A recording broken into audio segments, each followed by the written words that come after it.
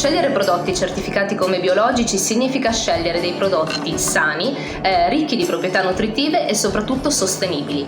Che cosa intendiamo per alimentazione sostenibile? Intendiamo un'alimentazione sicuramente sana, ma soprattutto a basso impatto ambientale, cosa che ultimamente ci sta davvero molto a cuore.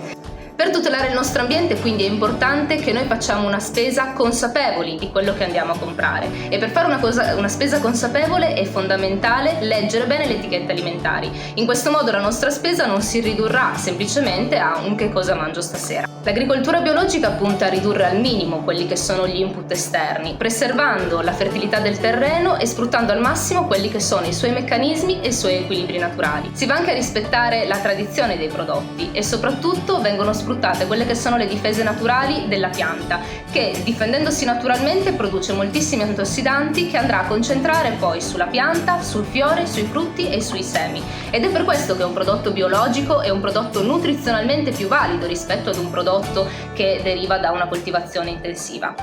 Allora qui dobbiamo soffermarci su un concetto fondamentale, che è quello di alimentazione e di nutrizione. Sembrano due sinonimi, ma in realtà non lo sono, perché per alimentazione noi intendiamo semplicemente l'ingestione di cibo per garantire la sopravvivenza del nostro organismo, diciamo così. Mentre per quanto riguarda la nutrizione si intende invece l'ingestione di cibo sano e ricco di principi nutritivi che siano in grado di favorire il nostro stato di salute e di benessere. Quindi ci viene spontaneo porci una domanda: una persona alimentata correttamente o addirittura in eccesso può essere malnutrita? Assolutamente sì. Se pensiamo a chi si nutre di cibo spazzatura, sicuramente è alimentato anche in eccesso, ma è malnutrito. È importante dunque per gli sportivi assumere dei prodotti biologici? Direi proprio di sì. Questo perché gli sportivi hanno dei fabbisogni più alti rispetto a una persona che non si allena con gli stessi ritmi, e quindi i prodotti biologici sicuramente hanno una marcia in più in tal senso.